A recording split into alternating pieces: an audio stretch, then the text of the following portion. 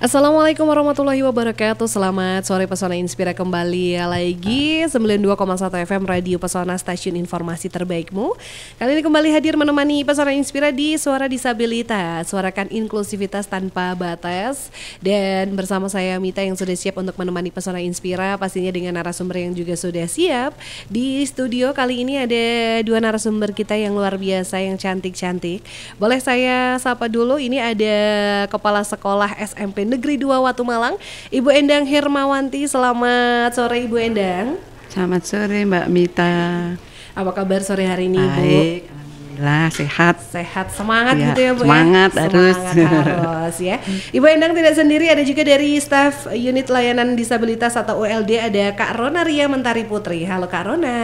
Halo Mbak Mita. Apa kabar? Alhamdulillah sehat Mbak. Semangat pastinya sore hari ini ya. Dan Pesona Inspira kita akan membahas seputar apa sih di Suara Disabilitas kali ini.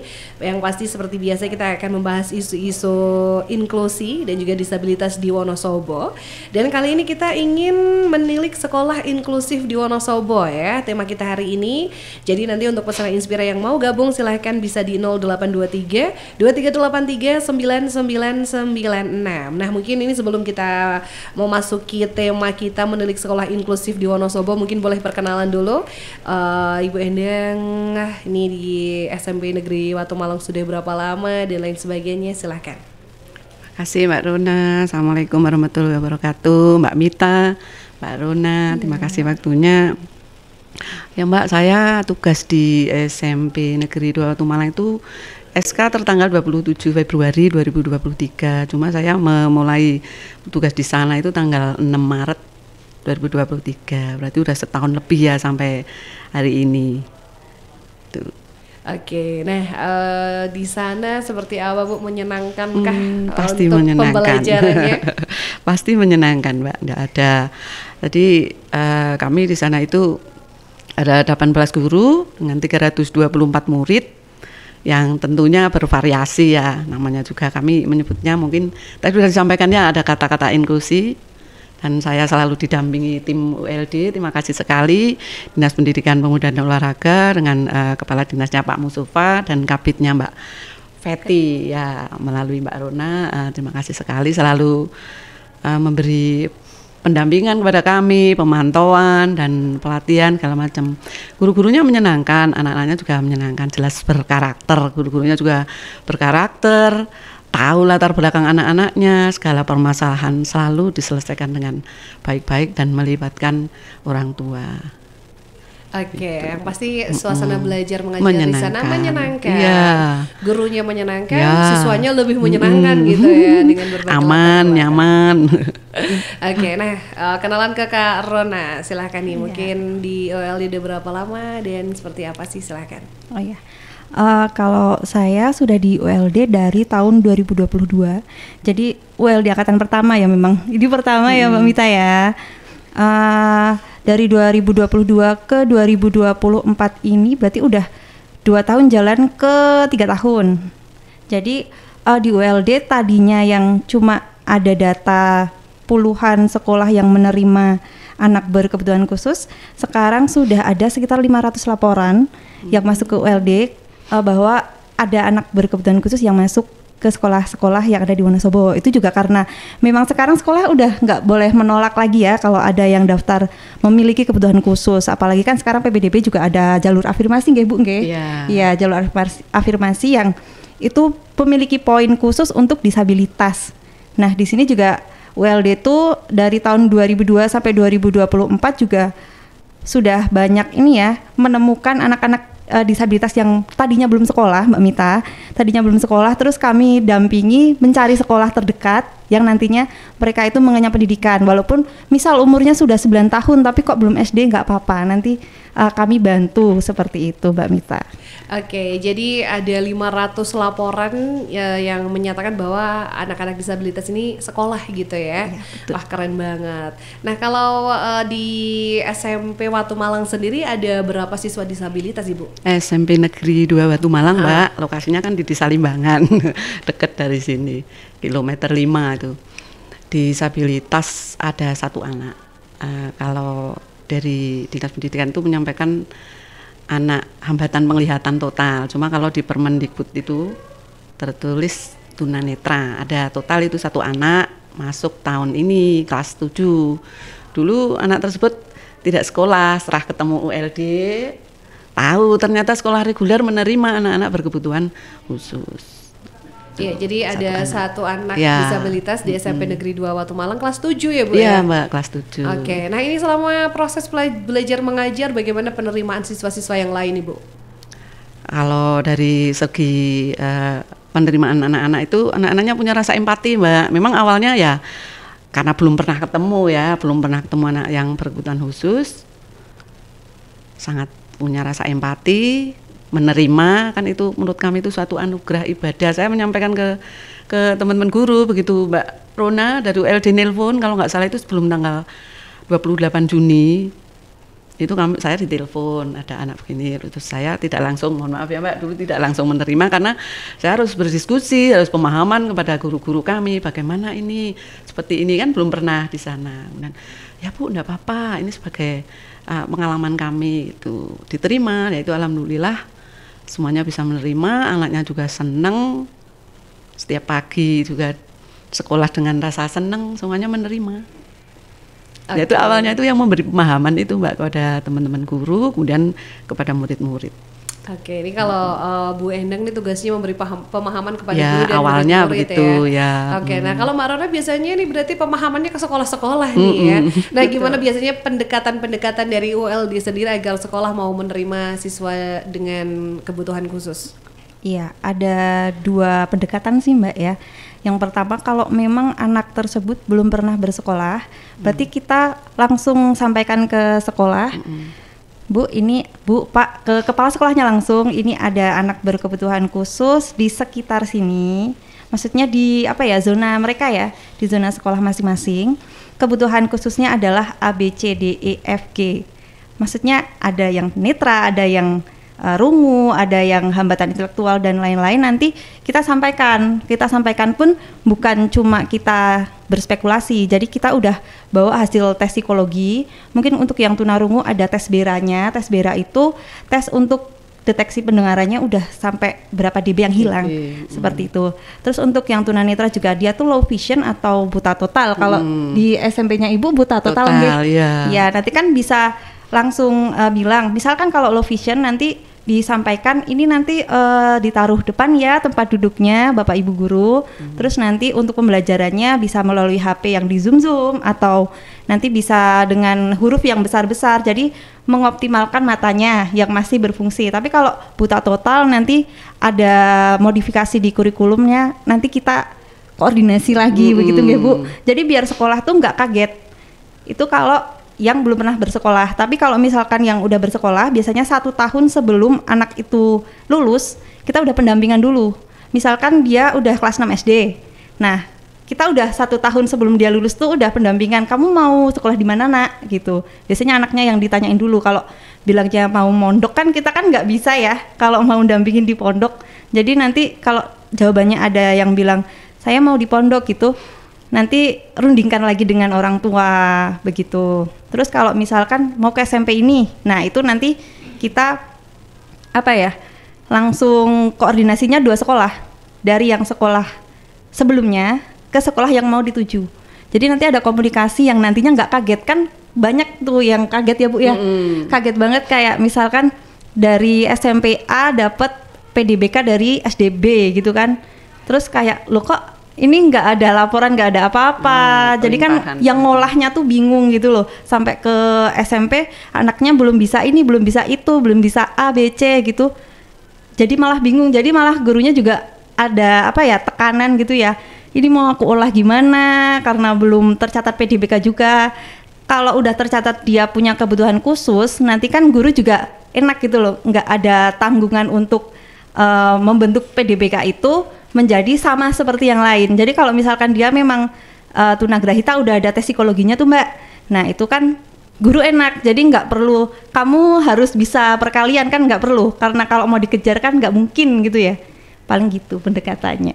Iya, keren gitu ya. Jadi harus ada persiapan 1 tahun sebelumnya gitu. Ada Betul. komunikasi juga dari guru sebelumnya. Betul.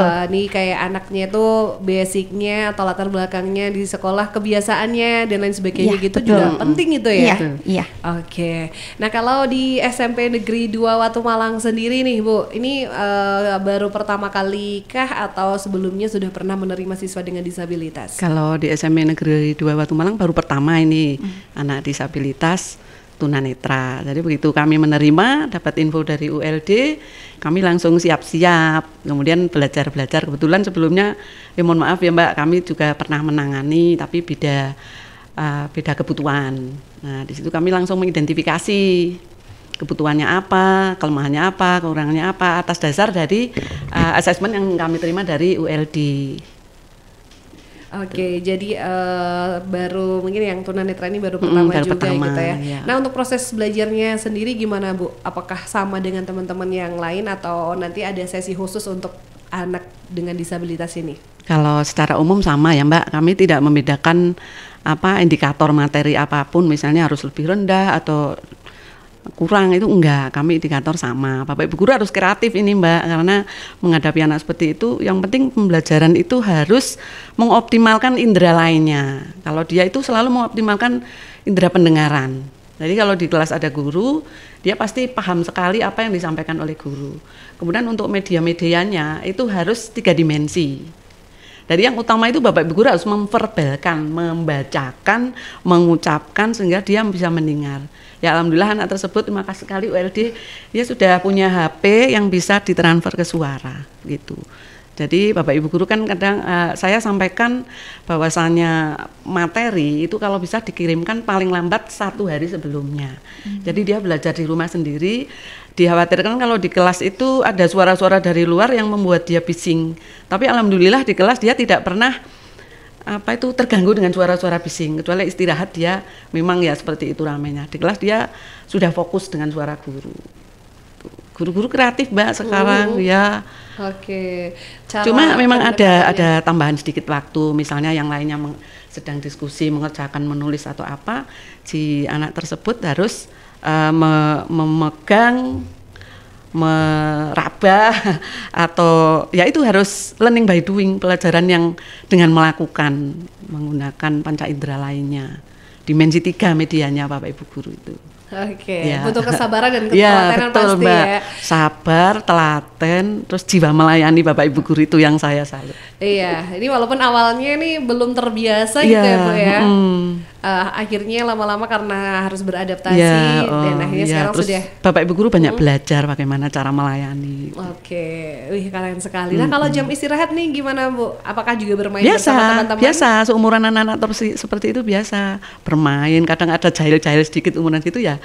Ya biasa, saya paham itu, sering memantau. Tugas saya untuk observasi dan penilaian guru itu bukan berarti saya mengabaikan yang lainnya, tapi saya juga harus fokus di kelas 7B itu kebetulan anaknya.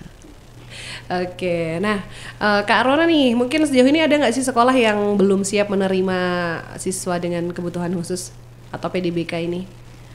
Ada pasti, pasti ada karena itu kan regulasi ya. Kalau regulasi kan mengharuskan. Jadi siap gak siap harus nompo gitu ya. Itu pasti ada. Ya beberapa sekolah memang awalnya menolaknya itu tersirat ya Mbak Mita. Di sini belum ada guru yang bisa melayani Mbak gitu. Kalau enggak bahasanya di sini enggak ada media pembelajaran yang bisa mengakomodasi gitu kan. Tapi setelah kita pendekatan dan itu nggak cuma 1-2 kali, itu baru nanti ada penerimaan pelan-pelan aja. Jadi penerimaan kan nggak harus langsung legowo gitu ya. Misalkan penerimaan yang positif itu dari lingkungan sekolahnya sudah mau nerima tanpa ada kayak beban beban ini harus digimanain sih, tapi lebih ke ya udah yang penting anaknya berangkat dulu di situ nyaman dulu. Nah itu sudah penerimaan. Jadi tidak perlu muluk-muluk sekolah harus perfect gitu loh. Ya karena kalau mau dibilang mau sempurna untuk sekolah inklusif itu dan masih baru ya, itu kan susah ya. Jadi untuk penerimaannya dulu. Jadi ruhnya sudah ada, diterima dengan baik, anaknya nyaman, enjoy, baru nanti pembelajaran nggak perlu sama kayak yang lain, nggak apa-apa, gitu sih. Oke, karena kan memang latar belakang yang berbeda, jadi kalau disamakan nilainya juga kayaknya berbeda gitu ya. Yang penting anaknya sekolah dan sekolahan juga mau menerima gitu. Kalau misalnya nih anak-anak mungkin ada sekolah yang terpaksa menerima nih, ini apakah anak juga bertahan dan akhirnya nih sekolah gitu, atau ada yang karena sekolah terpaksa menerima akhirnya nggak jadi sekolah? Beberapa kalau kasus yang terpaksa menerima itu mereka, maksudnya pihak sekolah mengetahui mereka PDBK itu sudah agak lama anaknya di situ. Jadi misalkan di sekolah A katakanlah ya yang ada di Wonosobo, dia tuh baru sadar kalau anak ini ternyata tunagrahita itu setelah kelas 5 yang mau ANBK. Nah, waktu mau ANBK itu baru deh muncul ini suara-suara kayak tidak terima gitu loh pihak sekolah. Lah ini mau gimana? Karena ini regulasinya harus dinaikkan terus, ini sudah mau ANBK tapi dia tidak bisa baca tulis loh Bu, bilang kan kayak gitu ya. Nah itu sudah muncul kayak tidak menerima ya. Terus baru ada suara lagi misal gini, kalau kayak gini kita mau usaha gimana? Baca aja belum bisa, menghitung aja belum bisa. Ini nanti gimana? Paling kayak gitu penerimaannya. Biasanya itu ya itu sih kelas 5. Kalau sudah mau kelas 5, kelas 4 terus mau kelas 5, nah itu biasanya baru ketahuan mana yang belum menerima. Nah itu jadi nanti kita yang memfasilitasi, oh ini mungkin anaknya memang PDBK. Kalau sudah kan nanti ayem ya. Jadi guru sudah, oh ya udah ini nanti kalau ikut ANBK tidak mempengaruhi mutu gitu loh. Gitu. Oke, jadi ya memang ada lah ya problematika sekolah ya, ada yang dengan legowo menerima, ada yang karena mungkin aduh nanti gimana pembelajarannya, terus kira-kira teman-teman juga menerima atau tidak. Jadi mungkin ya banyak hal lah ya, tapi sejauh ini so far so good gitu ya. So far so good. Oke, nah kalau ULD sendiri pendampingannya nih yang dilakukan seperti apa sih? Apakah hanya ke anak-anak yang PDBK yang mau masuk ke sekolah atau juga ke guru-guru yang mau menerima anak-anak ini nih? Ke guru sih, kalau kami tuh pendampingannya ke guru, biar guru yang dampingi siswa.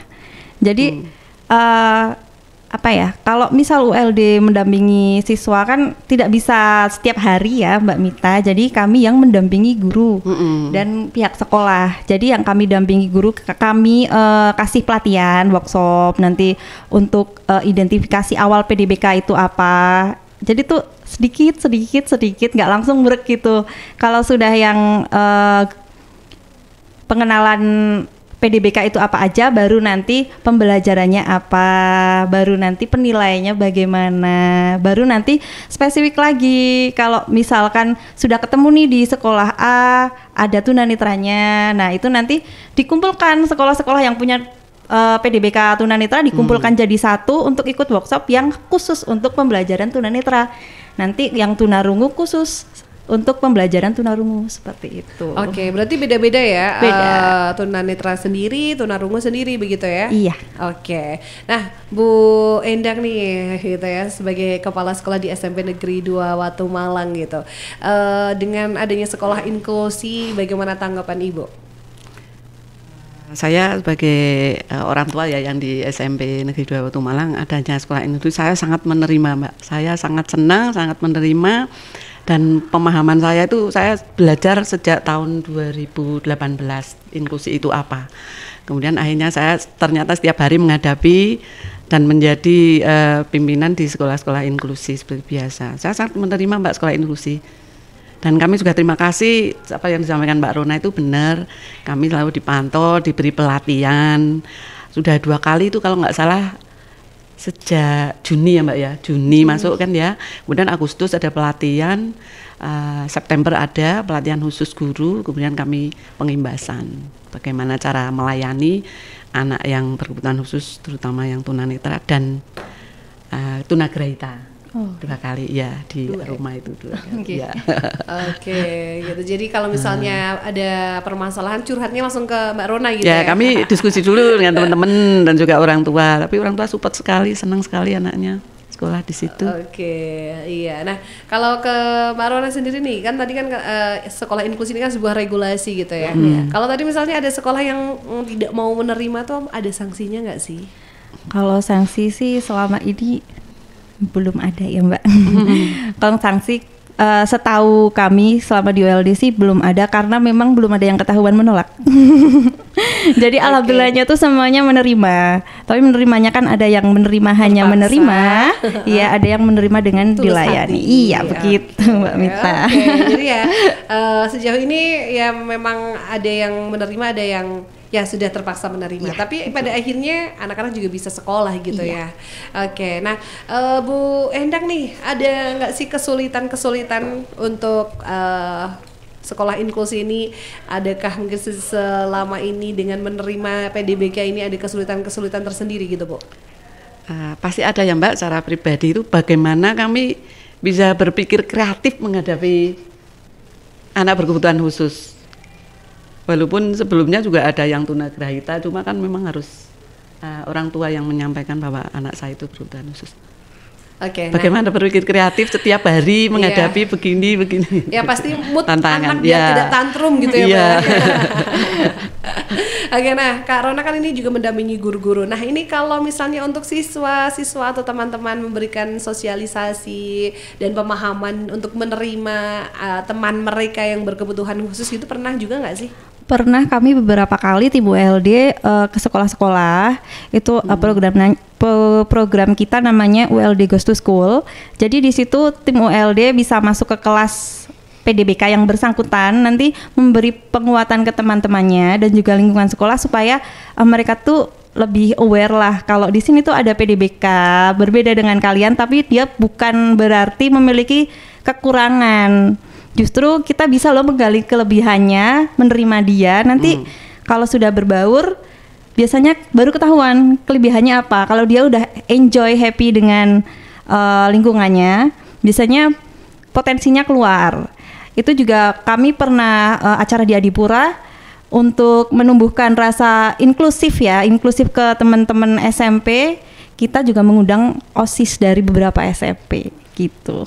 Keren ya, jadi memang berbagi generasi gitu ya, dari anak-anak siswanya sampai ke guru dan kepala sekolahnya juga semua diberi pemahaman. Betul. Gitu. Oke, Bu Endang nih di SMA Negeri 2 Batu Malang sendiri gitu ya, gurunya sama menghadapi anak PDBK ini atau mungkin ada guru khusus untuk menangani si PDBK ini Bu? Kami tidak mengkhususkan guru ini, semua kan di kelas itu ada banyak 12 guru ya Mbak, guru mata pelajaran. Jadi harus bisa bagaimana saya melayani anak tersebut. Semuanya guru di kelas 7B khususnya. Tapi kami tidak memetakan hanya guru yang di kelas 7B. Semua harus bisa melayani. Oke, semua mata pelajaran, mata pelajaran semua harus bisa melayani dan berpikir kreatif itu Mbak, bagaimana hari ini besok itu. Oke, nah sejauh ini apakah siswa ini bisa mengikuti pelajaran yang ada di sekolah Bu? Bisa. Oke, ya keren ya. Jadi seru sekali perbincangan kita hari ini tentang sekolah inklusi di Wonosobo. Dan Pesona Inspira yang mau gabung silahkan di 0823 2383 9996. Yang sudah gabung di live Instagram juga terima kasih. Nanti untuk sapa-sapa dan juga pertanyaannya akan kami sampaikan. Dan Pesona Inspira sekali lagi boleh yang mau tanya, yang mau menyapa kedua narasumber di 0823 2383 9996. Kita akan kembali sesaat lagi setelah break, jadi pastikan tetap di Suara Disabilitas Terbaikmu. 92,1 FM Radio Pesona, stasiun informasi terbaikmu. Dan kita masih di Suara Disabilitas, pastinya masih ngobrolin tentang isu-isu disabilitas dan juga inklusi di Wonosobo. Dan kali ini kita masih dengan narasumber kita, ada Bu Endang dan juga Kak Rona ya, dengan tema kita yang luar biasa pastinya, yang semoga bisa menginspirasi juga untuk sekolah-sekolah yang lain untuk bisa menjadi sekolah inklusi ya, dan menerima teman-teman PDBK. Tema kita masih menilik sekolah Sekolah Inklusif di Wonosobo, Ibu Endang Hermawanti dari Kepala Sekolah SMP Negeri 2 Watu Malang, dan juga ada Ronaria Mentari Putri, staf Unit Layanan Disabilitas atau ULD. Nah, kebetulan ini di segmen kali ini kita akan baca beberapa pertanyaan yang sudah masuk dan juga ada yang di Instagram sempat gabung. Tapi saya menarik juga yang di Instagram ini ya, dari Wonosobo IDW. Selamat sore Mbak Mita, Bu Endang dan juga Mbak Rona. Saya melihat video Mas Husni.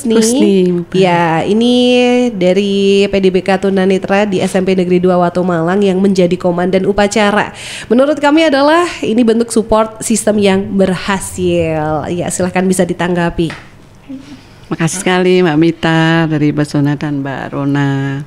Saya juga terharu sekali Mbak pada saat anak saya itu menjadi pemimpin upacara, lancar tanpa halangan apapun. Hanya bantuan dari posisi awal mau ke tengah lapangan aja yang butuh bantuan, lainnya sendiri. Malah bisa jadi contoh anak-anak lainnya. Jadi pemimpin upacara. Saya malah nggak melihat itu saat latihan. Jadi tahu-tahu begitu upacara, alhamdulillah ya Allah. Surprise banget gitu ya, banget ya? Itu. Saya terima kasih sekali kepada teman-teman guru yang melatih, membimbing, mendampingi. Oke. Tanggapan dari ULD sendiri nih dengan support system dari sekolah yang akhirnya memberi kesempatan juga untuk teman PDBK menjadi komandan upacara. Iya. Seperti yang tadi saya sebutkan ya Mbak, kalau lingkungan sudah menerima biasanya potensinya itu muncul. Dan ternyata Mas Husni ini memiliki mental yang pede gitu loh. Karena Mas Husni ini memang untuk komunikasinya lancar ya, senang bersosialisasi dan ternyata untuk menjadi pemimpin upacara aja mentalnya oke. Dan pernah ini juga ya Bu ya, NPCI ya, ikut lomba Paralimpik Golbol. Padahal baru pertama ya Bu ya, baru pertama kali ikut turnamen, dia juga pede gitu loh. Jadi karena dia sudah merasa aku diterima di lingkungan ini dan ada orang-orang yang peduli, jadi pedenya tuh nggak akan hilang gitu sih. Jadi potensi anak memang harus didukung. Kalau lingkungannya belum mendukung ya kasihan juga kan. Jadi masih malu-malu. Iya, masih malu-malu. Jadi memang untuk menjadi sekolah inklusif, yang inklusif nggak cuma kelasnya, tapi seluruhnya. Entah itu teman-temannya, bahkan pegawai kantinnya kan. Untuk pegawai kantin juga harus ini ya, jujur ya, ini uang 50.000 nanti dikiranya berapa. Itu jadi menumbuhkan rasa percaya diri, nggak ada yang nipu gitu loh, apalagi untuk tunanetra ya. Gitu sih Mbak Mita. Oke, nah tapi awal-awal nih sempat didampingi teman-temannya juga nggak sih kalau beli jajan, kalau ngerjain tugas dan lain sebagainya gitu. Jadi saya pernah masuk ke kelas itu ada kesepakatan dengan anak-anak ini bagaimana kalau Husni membutuhkan pendamping, kalau hanya anak itu terus kan juga kasihan yang dampingi. Terus akhirnya bergantian. Oke, jadi ini yang support sesuai system kebutuhan aja. Kalau biasa ya. Husni butuh pendamping, kalau enggak ya mandiri ya, gitu mandiri ya. Jadi memang kita ada target nanti kalau di kelas 9 harus mandiri. Oke, jadi memang guru-gurunya support, teman-temannya juga support gitu ya. Oke, ini ada yang tanya yang sudah gabung di WA di 082323839996. Selamat sore Radio Pesona, saya Pak Andre di Wonosobo saja ingin bertanya sebenarnya syarat-syarat untuk PDBK bisa mendapatkan sekolah yang layak itu seperti apa sih? Ya, itu mungkin silahkan bisa dijawab. Syarat-syarat PDBK bisa mendapatkan sekolah yang layak. Semua sekolahan alhamdulillah layak ya. Ya oke Pak Andre. Untuk PDBK mungkin yang dimaksud bagaimana PDBK bisa masuk sekolah. Dan inklusi ya, karena di Wonosobo itu memang semua sekolah menerima PDBK. Dan alhamdulillah semua sekolah layak untuk dimasuki. Dan nanti ini sih sebelum PPDB, jadi Pak Andre udah tahu informasi nih PPDB-nya kapan. Kalau misalkan belum tahu informasi, ngomong dulu ke ULD, Mbak, Mas, kami mau mencarikan sekolah untuk siapa gitu. Nah nanti kalau misalkan sudah ada nih, biasanya jadwal PPDB kan ya tentatif sih, bisa di bulan Maret, April, Mei gitu ya Bu ya. Nah itu nanti pokoknya Juni. Tapi kan pembukaannya biasanya kan sudah jauh-jauh hari, terus ada ada sosialisasi, ada nggak ke sekolah tapi ke masyarakat juga tuh.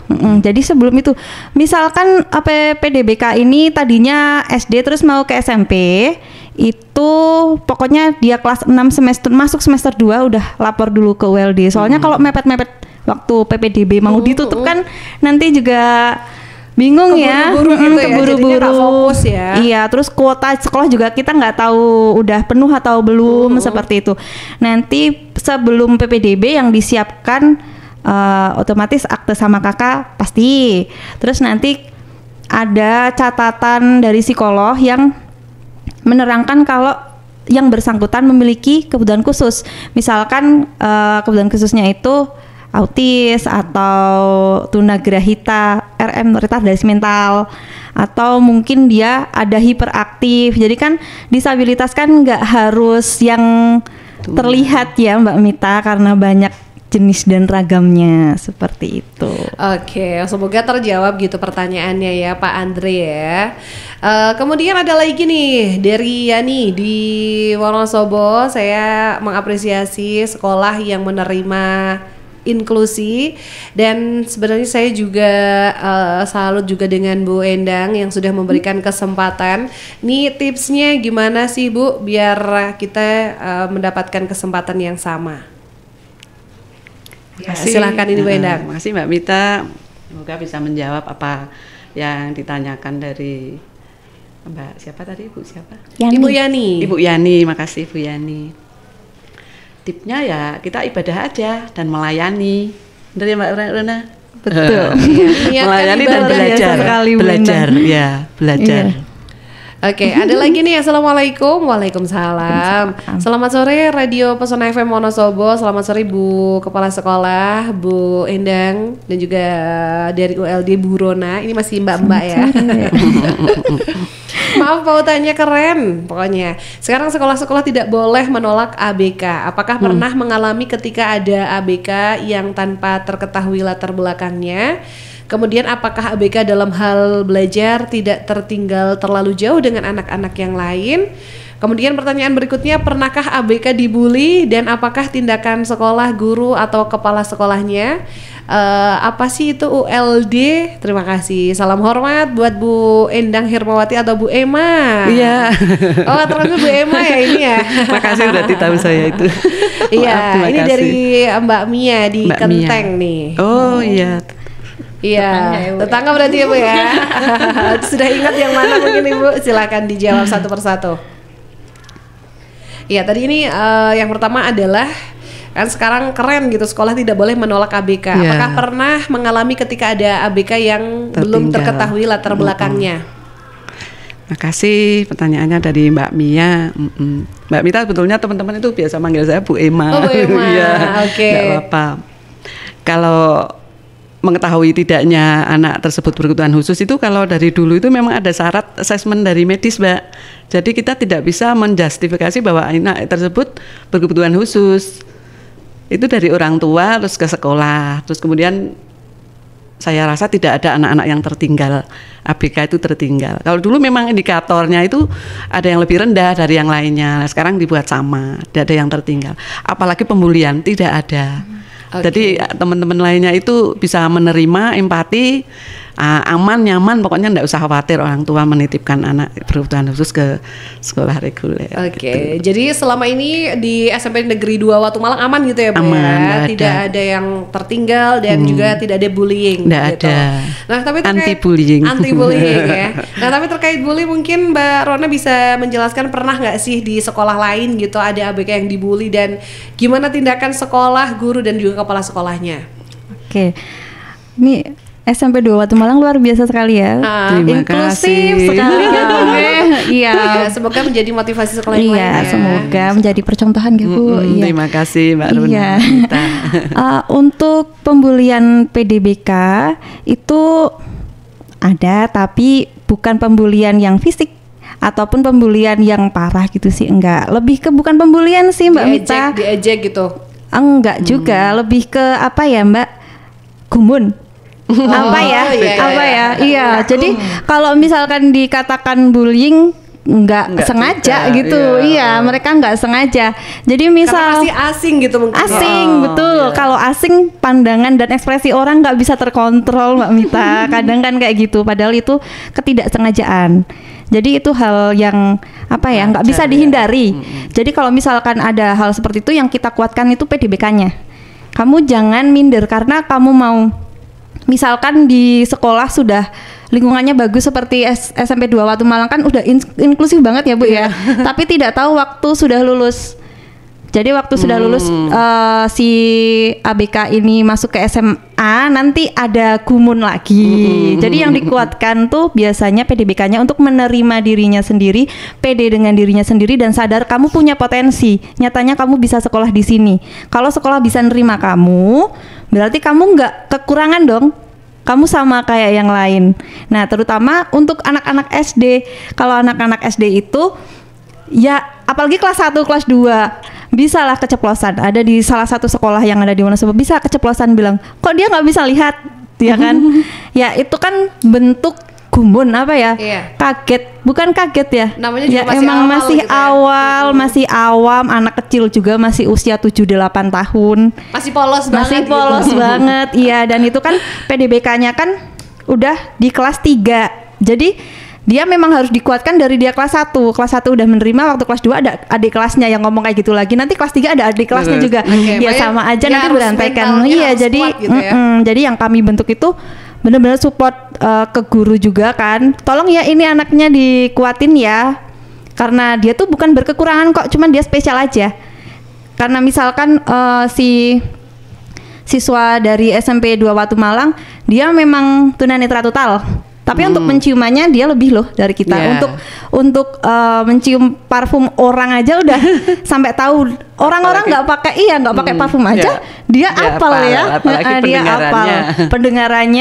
Pendengaran intel Mbak kalau kita bilang. Iya, soalnya kita tanpa sadar ngomong apa dia inget coba ya kan. Kalau enggak kita lagi bisik-bisik dia pun bisa nyantol loh gitu kan. Itu memang kelebihan mereka dan mereka harus menyadari itu kamu punya kelebihan. Gitu paling Mbak, karena bullying nggak bisa dihindari sih. Apalagi yang masih awal-awal gitu ya. Betul. Kemudian ada lagi yang tanya dari Ovi, selamat sore Mbak Mita dan juga narasumber Bu Endang dan juga Mbak Rona. Saya mau tanya nih, kalau sekolah inklusi itu apakah dari usia PAUD atau TK atau dari SD dan SMP dan SMA? Silakan. Kalau untuk inklusi mulai dari pendidikan usia dini sudah sih. Jadi untuk PAUD sudah ada sekolahan kan, TK sama PAUD itu sudah menerima PDBK juga. Nanti bisa diidentifikasi. Jadi ini yang bikin galau juga Mbak Mita. Biasanya kalau di TK ini mau dilaporkan apa enggak ya? Biasanya kalau anak-anak kayaknya masih usil-usilnya nih. Kita nggak tahu ini PDBK atau bukan. Kalau enggak, anak-anak biasanya emang lagi diem-diemnya, jadi nggak mau ngomong. Takutnya nanti kalau dilaporin ternyata dia memang perkembangannya belum sampai situ gitu ya. Jadi untuk TK mungkin ada guru TK yang dengerin. Misal ada yang siswa-siswanya juga ada keterlambatan, nggak apa-apa kok kalau mau lapor curhat-curhat ke ULD nggak apa-apa. Jangan terus kayak takut gitu loh kan. Beberapa takut. Penting nggak penting tapi justru penting gitu ya. Dari usia TK harus sekolah gitu. Iya betul. Justru kalau sudah terdata dari TK malah lebih enak lagi. Iya gitu lebih enak lagi untuk program selanjutnya. Ya semoga terjawab ya. Jadi ini PDBK untuk inklusi ini dari TK. Silahkan jangan sampai putra-putri kesayangan Bapak Ibu semuanya tidak mendapatkan pendidikan ya. Jadi sejak dini pun kalau misalnya ingin sekolah, bahkan nggak ingin ya harus sekolah harus sekolah. Silahkan didaftarkan aja. Kemudian ini dijawab lagi, saya takut ngerepotin Bu Emma, pernah merasa direpotkan nggak sih? Gitu. Ini sering mungkin pertanyaan keluar seperti ini. Pernah pas ULD dengan pelatihan pertanyaan juga kepada guru-guru kami itu. Sebetulnya repot nggak sih? Ya semua orang memang repot ya Mbak, apapun itu sudah konsekuensinya. Tapi kan itu jadi tantangan kami. Bagaimana mengatasi itu, bagaimana kami berpikir kreatif, berusaha melayani dengan sabar yang pasti Mbak, gigih dan profesional. Iya, pokoknya yang namanya juga manusia, makhluk sosial, repot pasti sama ya, repot semua sama, gitu ya. Semua konsekuensinya. Oke, nah ini tadi belum terjawab nih yang Mbak Mia tanya, ULD, apakah itu ULD? Iya, mungkin ini masih asing juga. Oh masih asing ya. ULD itu unit layanan disabilitas dan ULD di Wonosobo itu bidang pendidikan. Sebenarnya ULD itu ada di banyak bidang, jadi memang bisa di ketenaga kerjaan, bisa di sosial seperti itu. Tapi untuk di Wonosobo ULD-nya ULD pendidikan. Jadi unit layanan disabilitas itu sebagai sumber ya untuk pendidikan inklusif. Jadi maksudnya pusat sumber ini bisa untuk mengolah informasi berapa sih PDBK yang ada di Wonosobo. Ada juga fungsi kami sebagai penyedia workshop untuk guru-guru yang menerima PDBK. SMP 2 Batu Malang sudah nggak? Sudah 2 kali. Sampun. 2 hal. Iya, jadi kami juga menerima laporan PDBK. Dan kami juga bisa menjembatani misalkan PDBK-nya belum sekolah tapi ingin bersekolah dan itu pun di usia tertentu. Jadi bukan yang untuk usia universitas gitu kan, yang sudah bukan kita ya. Jadi untuk layanan kami itu di pendidikan anak usia dini sampai SMP seperti itu.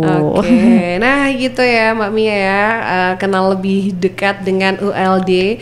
Ini adalah sebuah unit layanan disabilitas ada di Dinas Pendidikan Pemuda dan Olahraga Kabupaten Wonosobo. Kalau mau kenal sama Mbak Rona boleh ya. Boleh. Oke, tadi sudah banyak pertanyaan yang semoga sudah terjawab satu persatu. Dan mungkin ini sebelum ke closing statement nih ya, mungkin ada nggak sih sejauh ini tantangan dari Mbak Rona sebagai staf di ULD dan juga Ibu Emma selaku kepala sekolah dengan adanya sekolah inklusi, tantangan ke depan seperti apa? Untuk tantangan kami tim ULD, tantangannya ada beberapa tantangan ya. Mau yang mana dulu nih? Sebelum ke harapan, tantangannya dulu ya. Iya, ke tantangan dulu. Oke, kalau tantangan pertama itu lebih ke bagaimana kita tuh menjaga hati semua orang. Jadi tidak semua orang tua itu bisa menerima anaknya didiagnosa berkebutuhan khusus. Ya, jadi biasanya pihak sekolah udah galau mau ngelaporin nggak nih gitu. Ternyata ada sekolah yang pernah lapor tapi sekolah belum koordinasi dengan orang tua. Jadi orang tua kaget waktu anaknya dipanggil untuk tes psikologi oleh ULD gratis gitu kan. Nah itu tantangan tersendiri untuk menjaga hati semua pihak. Untuk orang tua juga gimana sih cara menyampaikan, Bu, anak ibu itu spesial, anak ibu itu tidak seperti yang lain. Jadi kayak jangan memiliki keinginan untuk meng-push anaknya biar sama kayak yang lain. Nah itu tantangan tersendiri. Nanti kalau misal tersinggung tuh kami juga kadang kami juga punya hati gitu. Padahal yang paling penting tuh orang tua ya. Iya, padahal yang paling penting orang tua. Iya, terus tantangan kedua ya yang seperti tadi, misalkan ada sekolah yang mau lepas tangan.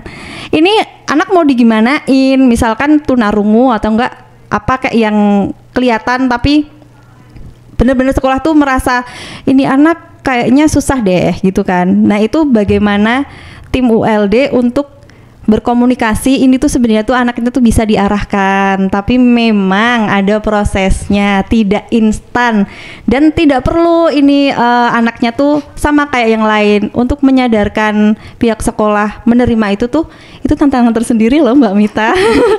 Iya. Terus tantangan yang lain juga kalau banyak banyak pihak yang bilang, Mbak ini kayaknya anaknya jadi ngelokro karena di sekolahan kayaknya dia kurang semangat. Nah itu juga kita kan membangun anaknya ya. Sedangkan kalau membangun mental anak itu tuh benar-benar gitu. Harus betul ketelatenan, kesabaran gitu ya. Kadang kan terus anaknya nggak mau sekolah dalam kurun waktu 2 minggu, nanti baru masuk lagi. Nah itu kadang kita juga kepikiran, ini gimana, padahal sekolah kayaknya sudah terbuka gitu. Terus orang tua juga sudah menyuruh. Nah itu Pak. Ternyata tantangannya banyak juga ya. belum lagi diungkap masih banyak. Enggak sih, sebenarnya juga kita juga have fun sih kalau kita keliling gitu kan. Ya keliling ke sekolah ABC, ke Kepil yang pojok sana, ke Wadas Lintang, itu kita happy kok Mbak. Iya, bisa untuk melayani gitu menjelajah. Jalan-jalan menjelajah, banyak teman, banyak saudara juga akhirnya di sana ya. Oke, nah kalau tantangan dari Bu Emma nih gimana Bu? Pertama ULD telepon itu, kami kan teman-teman guru belum pernah ya menghadapi anak berkebutuhan khusus. Kemudian saya sampaikan, nah ini pertama tantangan saya memberi pemahaman kepada rekan-rekan guru, teman-teman guru. Terus bagaimana ini? Terus saya sampaikan, ini satu tantangan loh Bu, Pak, untuk melayani, ya itu. Kemudian kami juga punya tantangan untuk bertekad memberi edukasi seperti yang disampaikan Mbak Rona itu kepada anak tersebut supaya nantinya harus mandiri sesuai kebutuhannya, sesuai usianya pula. Kemudian bagaimana tantangan kami supaya bisa melayani dengan sabar, gigih, dan satu yaitu sebagai guru profesional. Oke, nah kalau sudah ada tantangan, harapan ke depan seperti apa untuk sekolah inklusi di Wonosobo? Silakan Mbak Rona. Oke, untuk harapan ke depan untuk sekolah-sekolah, misal sudah tahu nih ada anak berkebutuhan khusus, harap lapor, karena kami tuh takutnya nanti ternyata kalau nggak lapor kan kasihan gitu loh, nggak terlayani dengan baik. Kan beberapa sekolah tuh memang belum pernah lapor, kayaknya memang tidak ada anak berkebutuhan khusus. Ya semoga benar-benar nggak ada. Tapi kalau misalkan ada tapi nggak konangan itu ya, yang nggak ketahuan itu kan kasihan, disayangkan. Karena memang pendidikan itu bukan cuma tentang baca tulis hitung, tapi di sekolah itu tuh tempat untuk satu sosialisasi. Kan kalau anak berkebutuhan khusus tuh bukan cuma fisik ya. Kadang ada anak autis, kadang ada anak yang ADHD dan anak-anak lain yang memerlukan sosialisasi gitu loh. Kalau dia cuma terkurung di rumah, dia nggak akan berkembang. Dan untuk anak-anak yang speed delay, mungkin kalau di sekolahan karena banyak stimulasi peer group gitu kan, jadi dia juga berkembang. Jadi sekolah nggak cuma buat baca tulis hitung. Untuk orang tua pahami juga sih, kalau sekolah itu anaknya perkembangannya nggak cuma di akademik loh Pak Bu, kayak gitu kan. Ada juga untuk perkembangan hobinya yang malah jadi prestasi kayak gitu. Jadi semua anak, saya sih berharap ya semua anak bisa sekolah, termasuk anak berkebutuhan khusus. Gitu. Iya, karena kan juga sama-sama mendapatkan hak untuk menuntut ilmu, mendapatkan pendidikan gitu ya. Oke, harapan dari Kepala Sekolah SMP Negeri 2 Watu Malang untuk sekolah inklusi di Wonosobo seperti apa, Bu? Saya berharapan tidak usah khawatir untuk para masyarakat, para orang tua. Ayolah datang ke sekolah reguler, karena semua sekolah sekarang inklusi. Dan kepada para guru, kami selalu siap dengan jiwa melayani. Oke, nah sebagai penutup di sesi kali ini dengan tema kita yang luar biasa pastinya, temanya adalah menilik sekolah inklusif di Wonosobo. Closing statement dari masing-masing narasumber sebagai penutup kebersamaan kita di Suara Disabilitas. Silahkan dari Kak Rona. Closing statementnya, inklusif untuk semua, jadi semua memiliki hak yang setara. Keren ya. Karena semua memiliki hak yang setara. Bu Emma silahkan Bu. Sama. Selamat datang di sekolah inklusi dengan jiwa melayani, gigih, sabar, profesional. Setara, semua memiliki kesempatan yang sama. Keren ya, luar biasa semuanya, keren-keren semua ya. Pesona Inspira dan tidak terasa karena sudah di jam 4 sore kita harus mengakhiri kebersamaan kita di Suara Disabilitas. Sekali lagi terima kasih untuk Bu Emma, terima kasih Kak Rona, terima kasih Kak Mita. Iya, sampai ketemu juga lagi. Buat Kak Mita, sukses selalu, Mbak Rona, sama-sama. Semangat melayani. Sukses ya. Kalau gitu terima kasih sekali Pesona Inspira yang sudah gabung. Sampai ketemu lagi. Saya Mita dan narasumber pamit, selamat sore. Sampai jumpa. Wassalamualaikum warahmatullahi wabarakatuh. Pesona Inspira baru saja kita dengarkan bersama talk show Suara Disabilitas. Nantikan kedatangan bintang tamu lainnya hanya di 92,1 FM Radio Pesona, stasiun informasi terbaikmu.